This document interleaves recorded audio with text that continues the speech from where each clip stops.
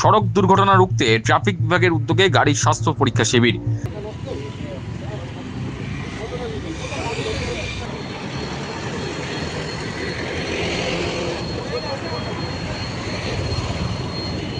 সড়ক দুর্ঘটনা রোধে এবং চালকদের মধ্যে সচেতনতা বাড়াতে ব্যারাকপুর ট্রাফিক বিভাগের নয়া উদ্যোগ।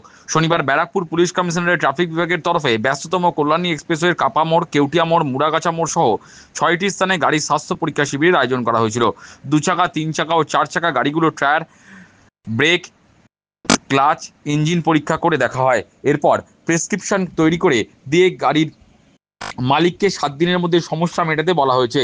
বাসুদেবপুর থানার কেউটিয়া মোড়ে গাড়ির স্বাস্থ্য পরীক্ষা শিবিরে হাজির হয়ে ব্যারাকপুর পুলিশ কমিশনারেটের ট্রাফিক বিভাগের এসিপি রাজস্বী শঙ্কর বণিক বলেন, ব্যারাকপুর পুলিশ কমিশনারের ট্রাফিক বিভাগের তরফে নতুন পদক্ষেপ নেওয়া হয়েছে। গাড়ির স্বাস্থ্য পরীক্ষা শিবিরের আয়োজন করা হয়েছে। অভিজ্ঞ মেকানিক এনে 2 চাকা, 3 চাকা ও 4 চাকা গাড়ির টায়ার, ইন্ডিকেটর, হর্ন ও ইঞ্জিনের সমস্যা খতিয়ে দেখা হয়। এরপর চালকদের প্রেসক্রিপশন করে দেওয়া হয়েছে।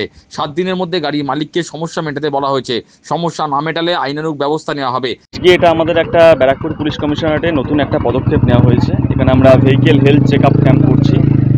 ডাক্তারের কাছে পেশেন্ট যেরকম যায়, ডাক্তার যেরকম প্রেসক্রিপশন লিখে দেয়, ঠিক সেরকমভাবেই আমরা এখানে মেকানিক নিয়ে এসেছি এবং মেকানিকের দ্বারা 2 হুইলার এবং 4 হুইলারের যে প্রবলেমগুলো গাড়িতে থাকে বিভিন্ন সময় আমাদের চেক করা হয় না, যেমন টায়ারের কিছু প্রবলেম থাকে, হর্নের প্রবলেম থাকতে পারে, ইন্ডিকেটরের প্রবলেম থাকতে পারে, সাসপেনশন, ইঞ্জিন অয়েল এসবের প্রবলেম থাকতে পারে। ওগুলোই মেকানিক একটা প্রেসক্রিপশনের মতো করে লিখে দিচ্ছে এবং তাকে একটা টাইম পিরিয়ড দেওয়া হচ্ছে যে 7 দিনের মধ্যে এগুলো তাকে চেঞ্জ করতে হবে। এটাই করা হয়েছে। হ্যাঁ, এটা আমরা আবার চেক করবো। এই যে এখানে মেকানিক যে লিখে দিচ্ছে যে 7 দিনের মধ্যে এটাকে চেঞ্জ করতে হবে, এগুলো কিন্তু আমরা পরে ফলো আপ করবো এবং যারা করবে না আমরা সেরকম উই উইল টেক অ্যাকশন। তিনি জানান, পুলকার চালকদের নিয়ে সচেতনতা শিবির করা হবে। দুর্ঘটনা রোধে পুলকারগুলোর প্রতি বিশেষ নজর দেওয়া হবে।